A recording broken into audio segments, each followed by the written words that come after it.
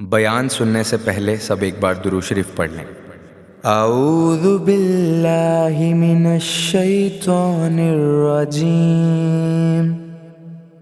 بسم اللہ الرحمن الرحیم، اللہم صلی علی محمد وعلی آل محمد کما صلیت علی ابراہیم وعلی آل ابراہیم انک حمید مجید، اللہم بارک علی محمد وعلی آل محمد کما بارکت علی ابراہیم وعلی آل ابراہیم انک حمید مجید۔ آپ نے کہا تھا نبی پاک کو آپ کا ہاتھ ٹوٹ جائے، اللہ نے فرمایا تبت یدا ابی لہب و تب، تو کہتا ہے میرے نبی کا ہاتھ ٹوٹ جائے تیرے دونوں ٹوٹ جائیں گے۔ اور سنو ابو لہب کا حال کیا ہو۔ ابو لہب کا معنی ہے ابو لہب شولوں کا باپ، لہب شولوں والا۔ کیا مطلب؟ ابو لہب اتنا حسین و جمیل تھا کہ اس کے جو رخسار تھے شولوں کی طرح چمکا کرتے تھے، اتنا خوبصورت تھا، لال سرخ رنگ تھا، خوبصورت آدمی۔ عرب میں جب غربت تھی تو اس کے گھر میں اس وقت بھی 2 اینٹیں سونے کی تھی، اتنا مالدار آدمی اور سردار تھا سارے مکے کا، لیکن نبی پاک کی بے ادبی کی۔ تمہیں پتہ ہی نہیں کہ رب دنیا میں سب سے زیادہ ناراض ہی اس سے ہے جو اس کے رسول کا بے ادب ہے، سب سے زیادہ ناراض ہی اسی سے۔ ابو لہب نہ گیا بدر کے موقع پر، ڈر گیا، کہنے لگا میں نے نہیں جانا، مکے میں رہ گیا، نہ گیا جہاد کے لیے، مسلمانوں کے خلاف نہ نکلا۔ لوگوں نے بڑا اس کو لان تان کیا، لیکن کہنے لگا میرے خرچے پہ 4-5 بندے لے جاؤ، میں نہیں جاؤں گا، پیچھے رہ گیا۔ لوگ کہنے لگے بچ گیا، لیکن اس کے جسم کے اندر ایسی بیماری نکلی کہ ریشے سے بھر گیا سارا وجود، ریشے۔ اس کے بچوں نے لے جا کے ابو لہب کو پیچھے ایک حویلی تھی مکے کے باہر، اس میں بند کر دیا۔ چیختا تھا، چلاتا تھا، میں بد دعا نہیں دیتا، پر اگر کلیجہ پھاڑ کے دیکھو تو دل بڑا زخمی ہے۔ میری حیات کو ٹکڑوں میں بانٹنے والے، جب تیری حیات بھی بکھرے تیری ممات بھی بکھرے، اللہ کرے اسی طرح تو بھی روئے جس طرح آج اس دھرنے میں شہید ہونے والے کی ماں روئی۔ اللہ کرے میری حیات کو ٹکڑوں بانٹنے والے، جب تیری حیات بھی بکھرے جب تیری ممات بھی بکھرے، بد دعا ہے تمہارے لیے، بد دعا ہے تمہارے لیے، جب تیری حیات بھی بکھرے تیری ممات بھی۔ بند کر دیا اس کو لے جا کے وہاں پیچھے، اور جب اس کو بند کر دیا کمرے میں تو چلاتا تھا، چیختا تھا، کوئی مجھے بچاؤ، کوئی پانی پلاؤ۔ دروازہ توڑ کے باہر نکلا تو چوک میں مر گیا ابو لہب۔ اتنی بدبو آتی تھی کہ کوئی قریب نہیں جاتا تھا۔ چوک میں لاش پڑی تھی، یہ ہے میت کسی بے ادب کی، منہ دکھانے کے قابل نہیں، ان کے دشمن پہ لعنت خدا کی، رحم پانے کے قابل نہیں ہے۔ چوک میں لاش پڑی ہے، تبت یدا ابی لہب و تب، چوک میں پڑی ہوئی ہے، کوئی قریب نہیں جاتا۔ اس کے بیٹوں سے لوگ جا کے کہنے لگے تمہارا باپ تھا، شرم کرو۔ ایک ملازم کو پیسے دیے اس کے بیٹے نے، کہا گڑھا کھودو اور میرے باپ کو رسی کے ساتھ پکڑ کے اس میں پھینک دو۔ ایک گڑھا کھودا مکے کی گلی میں، اور رسی کے ساتھ پکڑ کر، رسی کے ساتھ باندھ کر اس کی ٹانگ کو گھسیٹ کر اس گڑھے میں ڈال دیا، اوپر سے مٹی ڈال دی، بدبو کا وہ ڈھیر بند کر دیا۔ ابو لہب مکے کا سردار تھا، پر جانے کہاں مردود دفن ہے۔ لیکن میانی صاحب کے قبرستان میں جاؤ، میانی صاحب کے قبرستان میں وہ علم الدین جسے اپنا نام بھی نہیں لکھنا آتا تھا، ہزاروں لوگ روزانہ اس کی قبر پہ کھڑے ہوتے ہیں اور رسول اللہ کی نعتیں سناتے ہیں۔ جا کے دیکھو تو صحیح منظر کتنا بدل گیا۔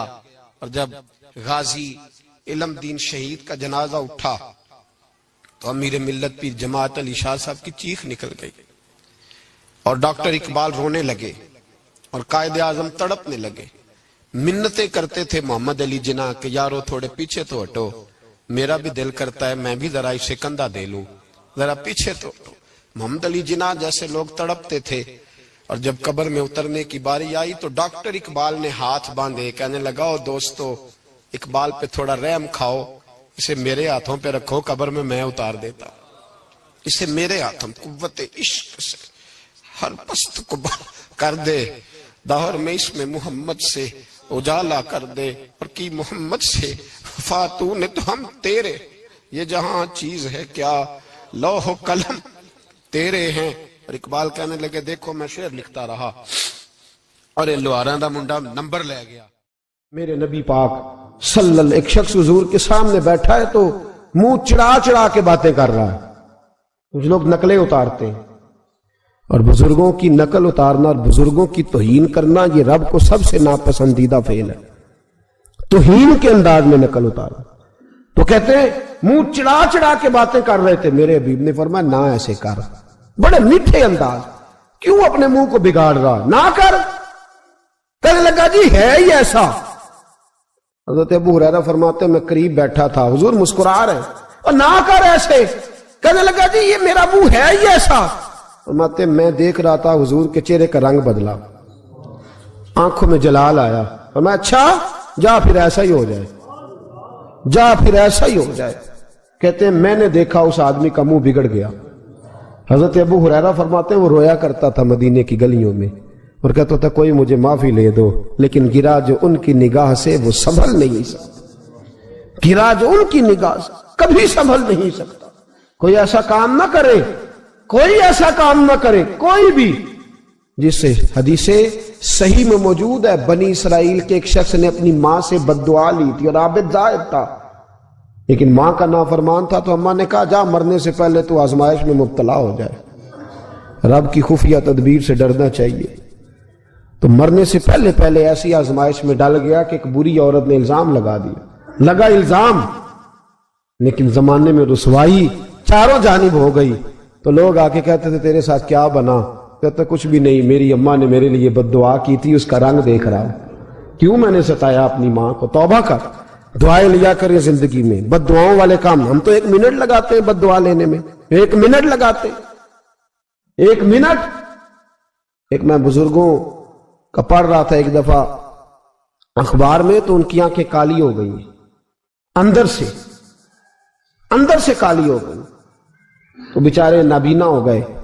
किसी ने उनसे कहा कि हुआ क्या? तो कहने लगे एक शरारती लड़के ने मेरे आगे खड़े होकर 2-3 दफा रेस दी तो धुआं मेरे मुंह पे पड़ा, तो आंखों के अंदर घुस गया है, बड़े इलाज कराए, लेकिन उसकी शरारत थी ना। तो वो कहते हैं मैं तो यही कहता हूं कि अल्लाह करे तुझे भी कभी ये मामला हो, तुझे पता चले। हम नहीं, बाज ही नहीं आते, हम किसी को तकलीफ देने का कोई मौका हाथ से जाने नहीं देते। मेरे अजीजों याद रखो, ढूंढा करो कहां कहां किस किस को सता बैठे, किस किस की तौहीन कर बैठे, कहां कहां हमने लोगों के बद्दुआएं इकट्ठी की। बद्दुआएं पीछा करती हैं, जिस तरह दुआ पीछा करती है बद्दुआ भी पीछा करती है। वो पीछे पीछे चलती है, वो ताड़ती है। उतबा ने मेरे रसूल पाक सल्लल्लाहु अलैहि वसल्लम की बेअदबी की। हुजूर अलैहिस्सलाम के चेहरा अनवर पर उसने माज़अल्लाह सुम्मा माज़अल्लाह थूकने की नापाक जसारत की। मेरे हबीब ने दुआ फरमाई या अल्लाह अल्लाहुम्मा सल्लित अलैहि कल्ब, अल्लाह इस पर दरिंदा मुसल्लत कर दे। अबू लहब का बेटा था, रात को जब सोता था तो अबू लहब 2-4 बंदों को मुआवजा दे के खड़ा करता था कि नेज़े लेके खड़े हो जाओ, मेरे बेटे के करीब कोई ना आए। तवज्जो है आपकी? नेज़े लेके खड़े हो जाओ। लोग कहते तू उन्हें नबी भी नहीं मानता और बात हर एक मानता है, पैगंबर भी नहीं मानता। तो उनके जुमले कहने लगा मैं मानू ना मानू बात अलग है, लेकिन मेरा तजर्बा है, जो उसके मुंह से निकल जाता है वो हो जाता है, जो उनकी जुबान अतहर से निकल जाता है वो। एक सफर पे जा रहे थे, कयाम करना था, सोना था, 4 पहियां लगी चारों जानब। तो बीच में अबू लहब ने अपने बेटे की 4 पाई लगाई, बीच में। जाग रहे हैं आप लोग?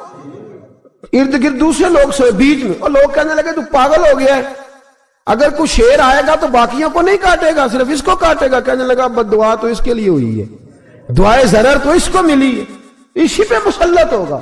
शेर आया रात के अंधेरे में, लोग थके हुए थे, एक बंदा जाग रहा था। वो कहता है उसने सबके मुंह सूंघे, लेकिन किसी को उसने तकलीफ, किसी को तकलीफ। सूंघते सूंघते उतबा तक आया, और लफ्जों का फर्क देखिएगा, आया है, चीरा है, फाड़ा है, टुकड़े किए, हिस्से बखरे किए, लेकिन एक बोटी भी नहीं खाई। मार दिया, चेहरा बिगाड़ दिया, वजूद काट दिया, चला गया कत्ल करके। کھایا نہیں، ایک لقمہ بھی اس کے وجود، بھائی درندے پھاڑنے آتے ہیں کہ کھانے آتے ہیں، وہ کھایا نہیں، پھاڑ کے چلا گیا۔ تو لوگ سویرے پوچھنے لگے صحابہ سے کہ ماجرا کیا ہے؟ تو گویا صحابہ زبان حال سے کہہ رہے تھے گستاخ کا گوشت گندا ہوتا ہے، جانور بھی نہیں کھایا کرتے، گندا ہوتا ہے، یہ ہے میت کسی بے ادب کی، منہ دکھانے کے قابل نہیں ہے، ان کے دشمن پہ لعنت خدا کی، وہ رحم پانے کے قابل نہیں ہے۔ میرے رسول پاک صلی اللہ علیہ وسلم کی زبان اطہر سے اگر کبھی کسی شخص کے لیے ایسا جملہ نکل گیا تو پھر اس نے بھی اس کا پیچھا کیا، لیکن میرے حبیب نے دعائیں ہی دی ہیں۔ ام حرام، یہ بخاری کی حدیث ہے، ایک خاتون ہے رضی اللہ تعالیٰ عنہ، وہ کہتی ہیں ایک دن نا میں نے کہا یا رسول اللہ میرا دل کرتا ہے میرے گھر آئیں، تو حضور تشریف لائے تو بڑے تھکے ہوئے، محبوب سفر تھا، تو کہتے تھکے ہوئے تشریف لائے تو حضور آ کے بیٹھے ہی تو میں نے دیکھا کہ نیند کی طرف توجہ ہے حضور کی، کہتے میں نے تکیہ پیش کیا تو میں قربان جاؤں محبوب میرے گھر میں آرام کرنے لگے، کہتی ہم سارے نظارے دینے لگے، دیکھو ہم کتنے خوش قسمت ہیں کہ ہمارے بسترے بھی نور نالا نور ہو گئے، ہمارا گھر بھی چمک گیا، روشنی پھیل گئی۔ کہتے ہیں حضور سوئے، جب اٹھے نا تو مسکرا رہے تھے، حضور اٹھے تو اس زمانے میں کوئی تصور نہیں تھا بیڑی بیرے کا، کشتی جو سمندر میں چلتی ہے اس کا تصور ہی نہیں تھا، ابھی قریب قریب نہیں بنتی تھی وہ کشتیاں، دور دور علاقوں میں بنتی تھی، اور اگر بنتی بھی تھی تو ان میں بیٹھ کے مجاہد نہیں جاتے تھے، مجاہد خشکیوں کے رستے جایا کرتے تھے۔ بی بی کہتی ہیں حضور اٹھے تو مسکرا رہے تھے، تو میں نے کہا حضور آپ کیوں مسکرا رہے ہیں، خیر تو ہے؟ تو نبی پاک نے فرمایا میں نے دیکھا ہے سوتے ہوئے کہ میری کچھ امت کشتیوں پر بیٹھ کے بھی کافروں کے خلاف جہاد کرے گی، دریاؤں میں بھی، اقبال نے کہا نا دشت تو دشت ہے دریا بھی نہ چھوڑے ہم نے، بحر ظلمات میں دوڑا دیے گھوڑے ہم، کشتیوں میں بھی جہاد کرے گی میں نے دیکھا ہے۔ تو کہتی ہے میں نے فٹافٹ کہا یا رسول اللہ مجھے بھی شامل کر دے ان میں، حضور مجھے بھی ان میں، حضور ذرا جلدی جلدی، دیکھا جو ان کو بانٹتے تو میں نے بھی بڑھ کے پیار سے دستے عطا کے سامنے دستے طلب بڑھا دیا، میں نے بھی آگے بڑھ کے کہا حضور تھوڑی خیر ادھر، حضور مجھے بھی شامل کر دے، کہتے پہلے بوڑھی تھی، نبی پاک نے ہاتھ اٹھائے کہ یا اللہ اس کو بھی ان میں شامل کر دے۔ اب فرماتے ہیں سرکار کا وصال ہوا، کوئی جہاد نہیں ہوا سمندر والا، حضرت ابو بکر کے زمانے میں کوئی جہاد نہیں ہوا سمندر والا۔ مجھے لوگ کہتے تو نے مرنا کب ہے، میں نے کہا جب تک کشتی والا جہاد نہیں ہو جاتا، جب تک کشتی والا، جو دن کو کہہ دیا دن ہے تو دن نکل آیا، جو شب کو کہہ دیا شب ہے تو رات ہو کے رہی، خدا نے ان کی زبان کو وہ اختیار دیا، جو نکلی منہ سے ان کے وہ بات ہو کے رہی۔ فرمایا جب تک کشتی والا جہاد نہیں ہوتا میں نے مرنا۔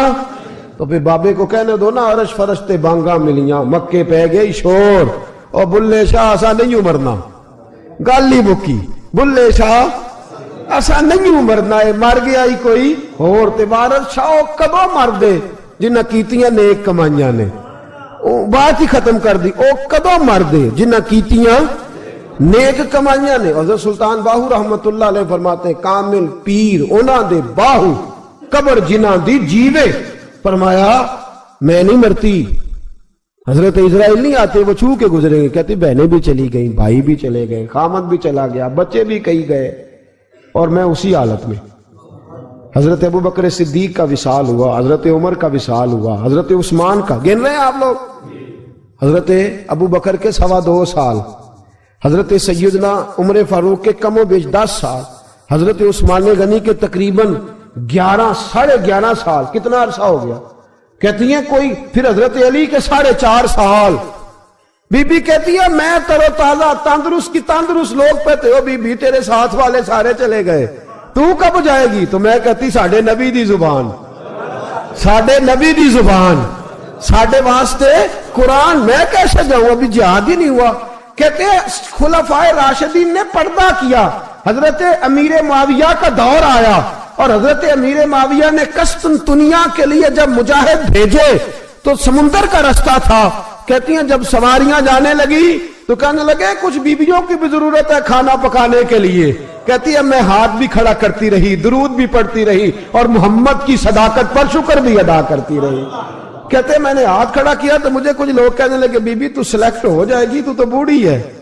تو کہتی ہے میں نے کہا سلیکٹ ہو کیا جاؤں گی، مجھے جانے والے سلیکٹ کر کے گئے ہیں، مجھے سلیکٹ کیا گیا ہے، جنہوں نے ظاہری پردہ کیا ہے نا سلیکٹ مجھے، حضور نے دعا کر دی تھی تو نبی پاک کی دعا فرماتی ہیں ہم نے کشتی میں بھی بیٹھی، جہاد بھی کیا، اور جس دن وہ جہاد ختم ہوا حضرت ام حرام کا وصال ہو گیا۔ تو لوگوں سے پوچھتے بی بی چلی گئی، کہنے لگے ہاں مصطفیٰ کا کیا ہوا وعدہ جو پورا ہو گیا ہے، میرے محبوب نے جس کو دعا دے دی، میرے رسول کریم نے جس کے لیے دعا کر دی۔ دوسرا درجہ والد کا، اگرچہ رسول پاک علیہ السلام کے والد گرامی آپ کی ولادت سے قبل تشریف لے گئے تھے، لیکن میرے حبیب پاک علیہ السلام نے جناب ابو طالب کے ساتھ جو رویہ رکھا اور پھر حضرت عباس کے ساتھ جو رویہ رکھا، پتہ کیا حال تھا؟ جب رسول پاک علیہ السلام فرماتے ہیں غربت تھی تو مجھے جناب ابو طالب نے پالا، ان کی زوجہ حضرت فاطمہ بنت اسد رضی اللہ تعالیٰ عنہ جو جناب علی المرتضیٰ کی والدہ ہیں، فرماتے ہیں کہ انہوں نے میری بڑی خدمت کی، مجھے گھر میں رکھا، پیار سے رکھا۔ میرے والد اور والدہ کے وصال کے بعد، چچا کے جانے، دادا کے جانے کے بعد چچا اور چچی نے پالا اور اس گھر کو ایک مکمل ماحول فراہم کیا۔ پھر ایک وقت آیا کہ جناب ابو طالب پہ غربت آئی، نبی کریم صلی اللہ علیہ وسلم بکریاں چرانے جاتے تھے اور وہاں سے جو اجرت لے کے آتے تھے سیدھی لا کے چچا کی ہتھیلی پہ رکھتے تھے، چچا کی ہتھیلی پہ رکھتے اور فرماتے تھے کہ چچا آپ اپنے مصارف کے لیے اس کو خرچ کر سکتے ہیں، یہ عالم۔ اور پھر چچا نے بھی تو کمال کر دی نا، پھر اس چچا نے بھی تو کمال کر دی نا، سارے لوگ کٹھے ہو کے آ گئے نا حضرت ابو طالب کے پاس اور آ کے کہا کہ جناب اپنے بھتیجے کو منع کیجیے ورنہ ساری برادری آپ کی مخالفت کرے گی، حد ہو گئی، اب حد ہو گئی، اب ساری ان سے کہیے کہ انہیں دولت چاہیے یا عرب کی کوئی خوبصورت عورت چاہیے یا معاذ اللہ کوئی اور چیز کا مطالبہ کرتے ہیں تو ہم دینے کو تیار ہیں، لیکن ان کو کہتے ہیں کہ یا تو تبلیغ چھوڑ دے یا ان کا یہ بھی کہنا ہے کہ جو آپ کا مطالبہ ہے آپ بتلائیں۔ حبیب پاک علیہ السلام نے فرمایا کہ اگر وہ میرے سیدھے ہاتھ پہ چاند رکھیں، دوسرے پہ سورج رکھیں، پھر بھی میں اللہ کی توحید کا اعلان کرتا ہی رہوں گا، میں تو اس دعوے سے باز نہیں آؤں گا۔ جناب ابو طالب نے کہا بھتیجے پھر میں بھی بوڑھا ہو گیا ہوں۔ توجہ ہے آپ کی؟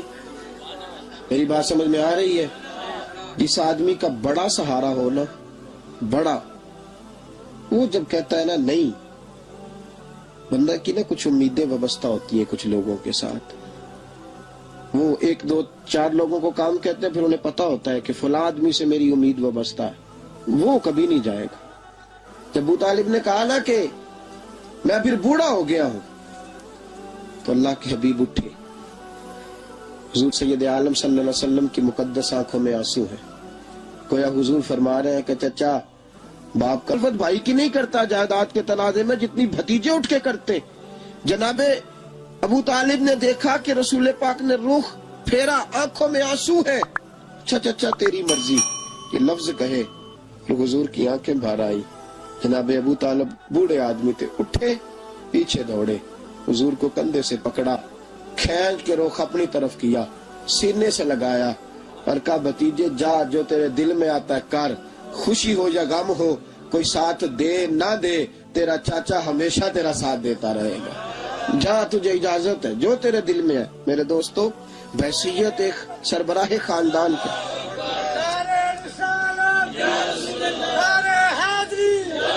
اب ان رشتوں کا تقدس، اور پھر جب جناب ابو طالب کا وصال ہوا اور جناب ختیۃ الکبریٰ بھی اسی سال میں گئی تو عام الحزن کہا یہ غم کا سال ہے، یہ غم کا سال۔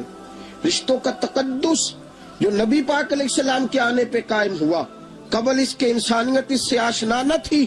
رشتوں کو جو محبت اور خلوص کا رنگ میرے مصطفیٰ نے عطا فرمایا، دنیا کے کسی قانون میں اس کا تصور بھی نہیں کیا جا سکتا۔ اللہ علیہ کے پاس نے ایک بوڑھی اماں اپنا بیٹا چھوڑ گئی،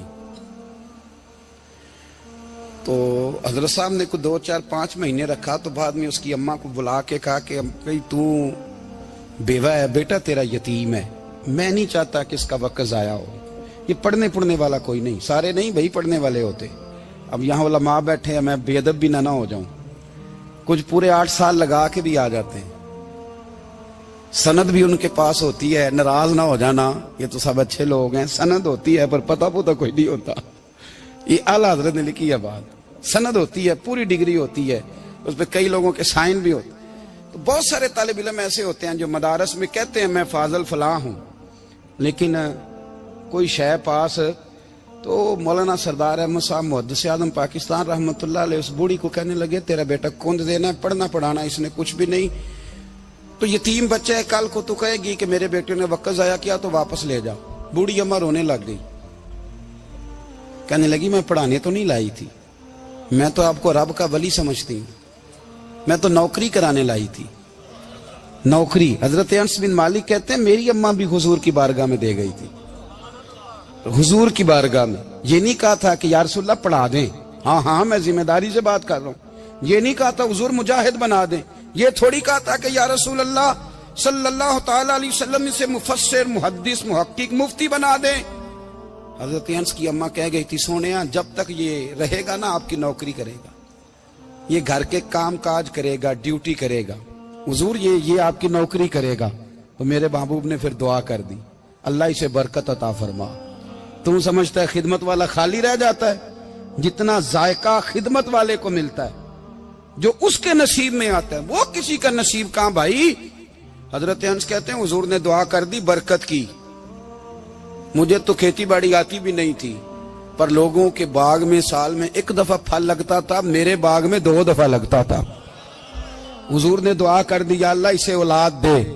फरमाते हैं मेरे बेटे, मेरे पोते, मेरे नवासे, मेरी बेटियां, फरमाते हैं मैं जिंदा हूं और मेरी 100 औलादे मौजूद हैं।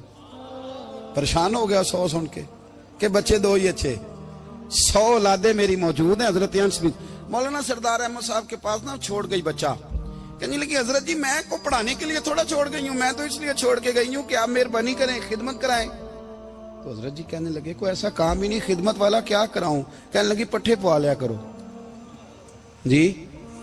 ਹੁਣ लड़ ਪੈਂਦੇ ਨੇ, कहने ने बच्चे काम कर दें मदरसे का। हालांकि अब कहाँ बच्चे काम करते हैं, अब तो गुजर गया दौर, अब तो बच्चे काम कराते हैं। अब बच्चे भी नाराज हो रहे हैं, घूर घूर के देख रहे हैं। सही कह रहा हूं आपको, बच्चे काम कराते हैं, बच्चे कहाँ काम करते। कहने लगी ये चारा डाले करेगा आपकी भैंसों को। तो हजरत ने उसको कहा कि बीबी चारा मेरी भैंसों को डालने के लिए मैंने बंदा रखा हुआ है, तो तू जा ले जा। कहने लगी हाथ बांध के हुजूर मेहरबानी करें रख ले, चारा डालेगा। और पुत्र तवज्जो से चारा डालना हजरत की भैंसों को। रोने लगी, हजरत ने रख लिया, महीने का खर्चा भी देते। शाम को ना वो सारा दिन काम करता, शाम को आके पैरों में भी बैठ जाता। हजरत जी लाएं तेल थोड़ा सा, पैर ना दबा दूं। 8 साल साथ वाले पढ़ते रहे, ये बेचारा नौकरी करता रहा। मेरा रूप भी नहीं ते मेरा रंग भी नहीं, और मैनू यार मनान दा टंग भी नहीं। कभी कभी ना हजरत बिलाल हबशी फारग होते ना, तो नबी पाक की बारगाह में अर्ज करते हुजूर कोई काम तो नहीं, सारे हो गए, हुजूर जाऊं जरा, चले जाते। एक दिन सलमान फारसी कहने लगे या रसूलल्लाह ये बिलाल कहाँ जाता है। फरमाया जा देख के तो आ। हजरत सलमान वापस आए तो आके रोने लगे, कहने लगे सोनिया जब यहाँ से जाता है ना तो जाके सैयदा फातिमा की चक्की पीसनी शुरू कर देता, बीबी साहबा के काम करने लगता है, घर में जाके असनैन की ड्यूटी करता है, वहां भी काम यहाँ भी काम। वो चारा डालता रहा, उसने चारा डाला। हजरत मुहद्दिस आज़म की भैंसों को दस्तारे फजीलत का वक्त आ गया, सारे पगड़ियां सजा के आ गए, आज दस्तार होगी। ये ना पीछे होके बैठ गया, चूंकि पढ़ा ही नहीं था तो दस्तार काहे की, दस्तार तो उसकी जो पढ़ेगा। हमने तो पढ़ा ही नहीं, हमने तो यार पढ़ा, घर पढ़ा, ड्यूटी करी। हजरत मुहद्दिस आज़म रहमतुल्लाह अलैह के यहाँ जब ऐलान होने लगा ना कि अब दस्तार होगी, तो हजरत ने पहला ऐलान उसका फरमाया। तो मजा वाला बंदा कपड़े भी कदी कदी बदलता है ना, वो कहता है जिस हाल में भी था मैं पलट के देखने लगा कि पढ़ा पढ़ाया तो है, कोई शय नहीं। तो ये माजरा क्या है, पीछे से उठ के आए तो कहते हैं बाकियों की दस्तार किसी आलिम ने की, किसी सूफी ने की, लेकिन ये भैंसों को चारा डालने वाला जब आया तो मुहद्दिस आज़म ने फरमाया पगड़ी के बाल को कोई हाथ ना लगाए, ये सारी दस्तार मैंने करनी है। और फरमाते हैं हजरत बाल भी देते जाते थे और आंसू भी बहाते जाते थे, माथा भी चूमते थे, और फरमाते थे दस्तार के बाद चला तो नहीं जाएगा यार, मुझे तो इबादत भी नहीं रह गई, मुझे तो चाबियों को भी नहीं पता कौन सी कहाँ रहती है, جائے گا تو نہیں تو رو پڑا, کہنے لگا سونے جائے تو وہ جس کے پلے کچھ ہے ہو, آتا جاتا تو ہے کچھ نہیں, مجھے کس نے رکھنا ہے, میں نے کہاں جانا ہے, ادھر کہاں تو ادھر ہی رہوں گا. وہ اس طالب علم کے سارے استاد بھائی کہتے ہیں اس نے دستار کرائی, پڑھا پڑھایا کچھ نہیں, پر جو مسئلہ اڑ جاتا تھا نا, وہ جو اڑ جاتا تھا نا, وہ جا کے اس سے پوچھتے تھے تو کتابیں کھولنے کی ضرورت نہیں پڑتی تھی. حضرت ام سلمہ رضی اللہ تعالیٰ عنہ کہتی ہے میں نے عرض کی یا رسول اللہ صلی اللہ علیہ وسلم میری بچی بڑی بیمار ہے, تو مجھے کسی نے کہا ہے یہ تھوڑی سی نشے والی چیز ہے, یہ بنا کے تیار کر کے دو صحیح ہو جائے گی. بیمار ہے بچی تو یہ نشے والی چیز ہے, اس کو تیار کر کے دو, تھوڑا نشہ ہے. اگرچہ بعض, میں نے شروع میں کہا, بعض لوگ مریض کو, سخت مریض کو ایسی ادویات جو مجبوری بن جائے اس کی گنجائش اور اجازت دیتے ہیں. محتاط علماء تو اس میں بھی بہت ساری چیزیں پہلے بیان کرتے ہیں, لیکن اس نے کہا جی میرا نشہ دینا ہے شفا کے لیے. حضرت ام سلمہ کہتی ہے میرے نبی پاک نے میری طرف دیکھا, میری طرف, تو میں نے کہا یا رسول اللہ آپ کیا فرمانا چاہ رہے ہیں؟ تو نبی پاک نے فرمایا ام سلمہ کبھی ناپاک چیز میں بھی شفا ہوئی ہے, کبھی ناپاک چیز میں بھی, کبھی شراب اور خمر میں بھی شفا ہو سکتی ہے. شفا رب کریم نے رکھی ہے پر شہد کے اندر رکھی ہوئی ہے, شفا اللہ نے رکھی ہے قرآن مجید میں رکھی ہوئی ہے. تو اس میں بھی کبھی یہ حضور نے بیان کیا ہے کہ اس کے اندر شفا ہو سکتی, تو امت کتنی دلیری کرتی ہے جو یہ مشورے دیتی ہے کہ اس کے اندر نشہ ہے, شراب ہے, تو کھانسی چلی جائے گی تو فلانی بیماری چلی جائے گی. نہ آؤ ان چیزوں پہ, نہ اپنے ایمان کو خرابی دو, اور نہ ایسی باتیں کرو جس سے کہ ڈائریکٹ رسول اللہ صلی اللہ علیہ وسلم کے واضح ارشادات کی مخالفت ہو. میرے نبی پاک صلی اللہ علیہ وسلم نے فرمایا, اور پھر کچھ لوگ کہتے ہیں تھوڑی پی ہے جی. اب تو میں تجزیے میں پڑھ رہا تھا کہ ایسی شراب ایجاد ہو گئی ہے, لوگ شراب پیتے ہیں اور وہ مست بھی رہتے ہیں, کار بھی چلاتے رہتے ہیں, کہتے ہیں جی نہیں ہمارا ذہن معاف نہیں ہوا تو یہ والی صحیح ہے, نشہ نہیں لاتی. میرے نبی پاک صلی اللہ علیہ وسلم نے فرمایا جس چیز کی تھوڑی مقدار, زیادہ مقدار حرام ہے اس چیز کی تھوڑی مقدار بھی حرام ہے, جس کی زیادہ مقدار حرام ہے اس کی تھوڑی بھی. تو خمر اور شراب اگر فل پینا جائز نہیں تو تھوڑی پینا بھی جائز, یہ حرام ہے اور حرام تھی اور قیامت تک حرام ہی رہے گی. میرے نبی پاک صلی اللہ علیہ وسلم نے منع کیا اور حضور نے اظہار ناپسندیدگی فرمایا, اور میں 40 دن تو عبادت ہی قبول نہیں ہوتی شراب پینے والے جب تک سچی توبہ نہ کرے.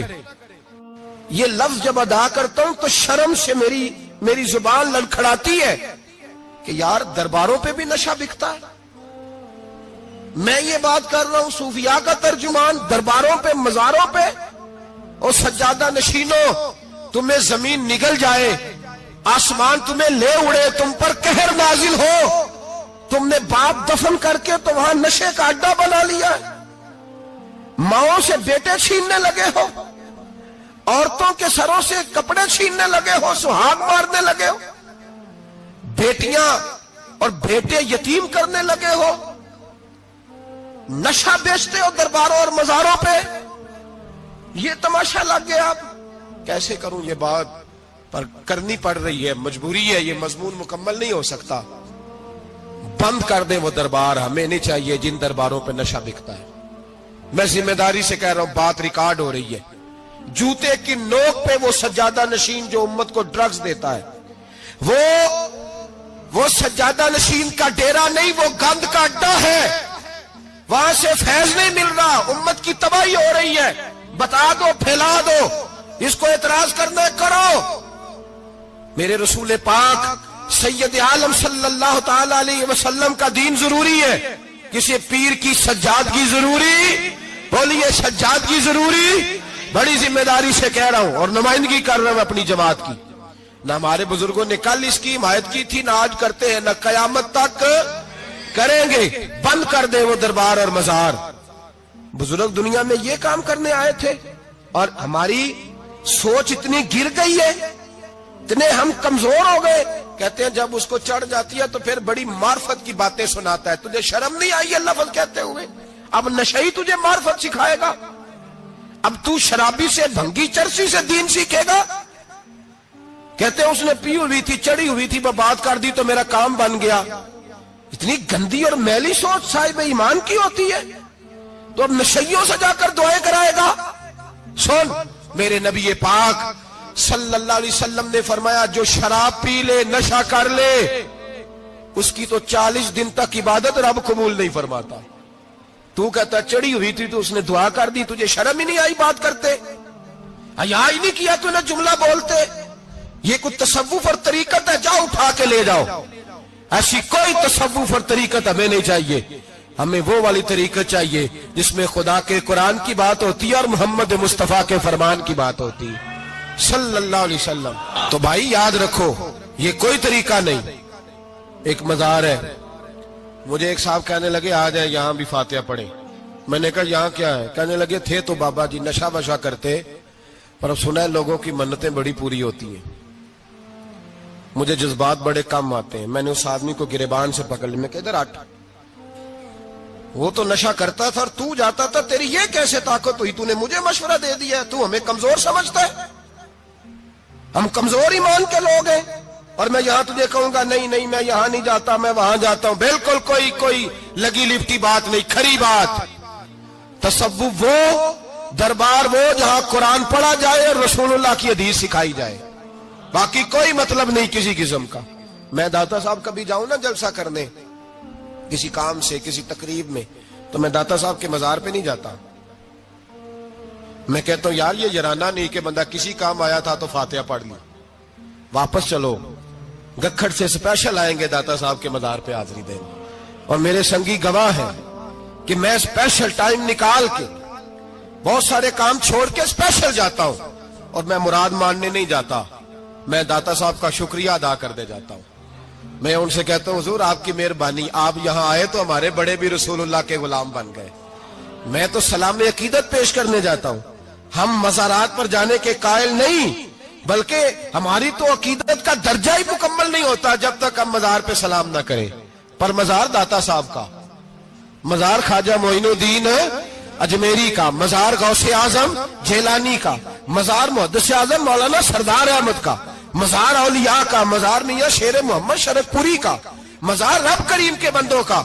بھنگیوں چرسیوں کے مزار نہیں ہوتے, اور نام ان مزارات کے قائل ہے, بالکل قائل نہیں ہم. میں تھوڑے دن پہلے لاہور گیا تھا, تو میں کار میں میاں صاحب میاں شیر محمد شرف پوری کا ذکر کر رہا تھا. میں اپنے دوستوں سے کہہ رہا تھا یار بہت بڑا بابا ہوا ہے. تو مجھے کہنے لگی کرامت کیا ہے؟ میں نے کرامت یہ ہے کہ ساری زندگی سنت کا درس دیا ہے. تو مجھے کہنے لگے آپ کبھی گئے نہیں؟ میں نے کہا میں اسپیشل گیا تھا, اور تھوڑے دنوں کے بعد پروگرام بناؤں گا تو میں ساتھ لے کے جاؤں گا. ہم مزارات کے قائل ہیں, حاضریاں دیں گے مزاروں پہ, لیکن بھنگیوں چرسیوں کے مزاروں پر جانے کے قائل ہیں. زور سے بولے, یہاں جانے کے قائل ہیں, کوئی عقیدہ نہیں ہے ہمارا. نشہ بکے گا اب مزاروں پہ, اب یہ تصوف ہوگا وہاں, یہ طریقت ہوگی. اور ملت پر رحم کھاؤ خدا را. اگر تمہارے قومی ادارے کہتے ہیں رپورٹ کرنے والے کہ 70 لاکھ پاکستانی نشہ کرتا ہے, تو کیا تمہیں یہ نہیں پتا کہ نشہ بیچتا کون ہے؟ کیا تمہیں یہ نہیں پتا کہ ڈرگز کا کاروبار کون کرتا ہے؟ اگر تمہیں یہ پتا ہے تو کیا یہ خبر نہیں تمہیں کہ ان رگوں پر یہ خون اتارتا کون ہے؟ میں اپنے بزرگوں سے معذرت کے ساتھ, نشے کا آغاز, ناراض تو نہیں ہو جائیں گے بزرگ, نوجوانوں کو میں لتاڑ لیتا ہوں لیکن بزرگوں کی عزت کرنا سنت ہے, تو میں بزرگوں سے معذرت کے ساتھ یہ یوں سمجھ لیے خوگرے حمد سے تھوڑا سا گلا بھی سن لے. نشہ سگریٹ سے شروع ہوتا ہے, سگریٹ سے. میں تمباکو کو حرام نہیں کہتا, یہ فتویٰ نہیں دے رہا. تمباکو کا حکم وہی ہے جو مولی کا ہے, جو کچے پیاز اور لہسن کا ہے, کہ آپ جب کھا لیتے ہیں تو منہ سے بدبو آتی ہے, تو آپ مسجد میں آئے تو آنے سے پہلے مسواک کریں, منہ صاف کریں, پھر آپ آ جائیں. تو جائز ہے, مکروہ ہے لیکن حرام ہے. لیکن تمباکو سے آگے جب حالات بڑھتے ہیں, تجزیہ نگاروں نے لکھا ہے کہ ہمارے پنجاب کے کچھ علاقوں میں اب سگریٹ سے نکال کے نا, پہلے بھی بھرتے تھے لوگ اس میں بڑا کچھ, اب پتہ ہے کہ نیا نشہ ایجاد کیا ہے. اب اس کے اندر چربی بھرتے ہیں اور چھپکلی کو مار کے, سکھا کے, خشک کر کے, اس کو پیس کے وہ ساتھ نشے کے ملاتے ہیں، اور اس کا حال یہ ہوتا ہے کہ آدمی کو زیادہ نشہ ہوتا ہے، اور کہتے ہیں وہ اتنا گند ہے کہ وہ آدمی کسی کو دانت بھی لگائے گا تو وہ بندہ بھی بیمار ہو جائے گا۔ کیا یہاں لوگ اسپرٹ نہیں پیتے ہیں آپ کے ملک میں؟ اور ہم کبھی سڑک پہ جاتے ہیں تو نشئی کو دیکھ کے مذاق کرتے ہیں، دیکھنا میں ہارن لگاؤں گا تو گاڑی کے ہارن سے گر جائے گا، لیکن تجھے پتا نہیں کہ یہ کسی ماں کا بیٹا ہے، پتا نہیں کسی بیوی کا شوہر ہے۔ ایک ہمارے دوست ہیں، بزرگ ہیں، ان کا داماد فوت ہو گیا، نشہ کرتا تھا، تو میں تعزیت کرنے ان کے گھر پہنچا تو کھڑے ہو گئے ہاتھ باندھ کے، کہنے لگے حضرت صاحب باقی ساریاں گلاں چھڑ دیو، صرف نشے تے تقریر کریا کرو۔ وہ جب جیتا تھا تو تب بھی اس کے بچے یتیم ہی تھے، یتیم ہی تھے۔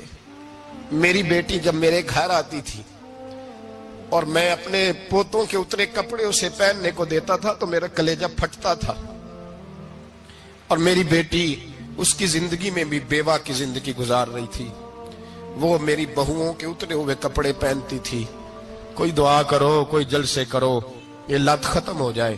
اور کہنے لگا اب میرے وہ چلا تو گیا ہے، دادا دادی اس کے پہلے کوئی نہیں، چچا ہے کوئی نہیں، جب تک تو میں زندہ ہوں ان نواسوں کو کوئی روٹی کا لقمہ، کوئی کپڑا مل جائے گا، لیکن سوچتا ہوں میں بوڑھا ہوں، مر گیا تو ان کو کوئی پوچھے گا بھی نہیں، کون ان کی خبر۔ اتنا ظلم اس قوم سے، اتنی زیادتی، اور آرام سے لکھ کر لوگ گزر گئے کہ یہ 70 لاکھ ہے، ان کا درد تو سمجھو، تکلیف تو سمجھو۔ 7 فٹ کا سونا جوان اور نشے کا عادی ہے تو کسی نالی میں پڑا ہوا ہے۔ اور میں نے کہا اس قوم کے ساتھ اس سے بڑا بھیانک مذاق کیا ہوگا؟ کوئی دانشور تھا بڑا ظالم، اس ظالم سے کوئی مشورہ لینے آیا، اس نے آ کے کہا تو بڑا ظالم ہے، بڑے کڑوے مشورے دیتا ہے، میرا ایک دشمن ہے، میں اس سے بدلہ لینا چاہتا ہوں، میرا دل کرتا ہے اس کا بچہ قتل کر دوں تاکہ وہ تڑپے۔ تو ظالم نے کہا اسے قتل نہ کر، وہ تو اس کا باپ 2-4 مہینے رو کے چپ کر جائے گا، پھر میں سخت سزا دینا چاہتا ہوں، مشورہ دے۔ تو اس نے کہا اس کے بچے کو نشے پہ لگا دے، جس کا بچہ نشہ کرے گا وہ باپ روز مرے گا، روز جیے گا، وہ ماں روز مرے جیے گی، نشے پہ لگا دے۔ اس قوم کے ساتھ سب سے بڑا ظلم یہ ہوا کہ ملت کا جوان نشے پہ لگ گیا، ڈرگز پہ لگ گیا، اتنے تباہ حالات ہوئے کہ جوان چڑھتی جوانیاں، اماں نے کتاب دے کے بھیجا تھا، اور کالج سے واپس آئے تو نشے کے ٹیکے ہاتھوں میں پکڑے ہوئے، ٹیکے۔ اور آپ کے اس ملک کے اسلام آباد میں ایک دن میڈیا نے وہ خبر بھی وائرل کی اور وہ چیز بھی دکھائی لوگوں کو، 3 مہینے کا بچہ لے کے نشئی سڑک پہ آ گیا، اس نے کہا میرا نشہ ختم ہو گیا، میرا بچہ خرید لو، 2 پڑیاں دے دو۔ تو وہاں بیبیاں جو سن رہی تھی وہ بھی چیخیں مار کے رو رہی تھی۔ یہ ظلم کیا اس قوم کے ساتھ، اور کرپشن کی لعنت نے اجازت دی سپلائی کرنے والوں کو کہ گلی گلی بیچے، گلی گلی۔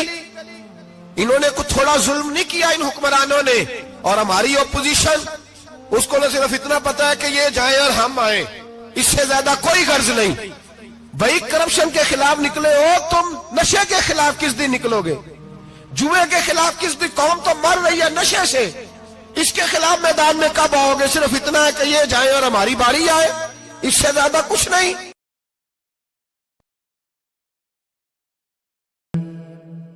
بسم اللہ الرحمن الرحیم اللہم صلی علی محمد وعلی آل محمد کما صلیت علی ابراہیم وعلی آل ابراہیم انک حمید مجید اللہم بارک علی محمد وعلی آل محمد کما بارکت علی ابراہیم وعلی آل ابراہیم انک حمید مجید۔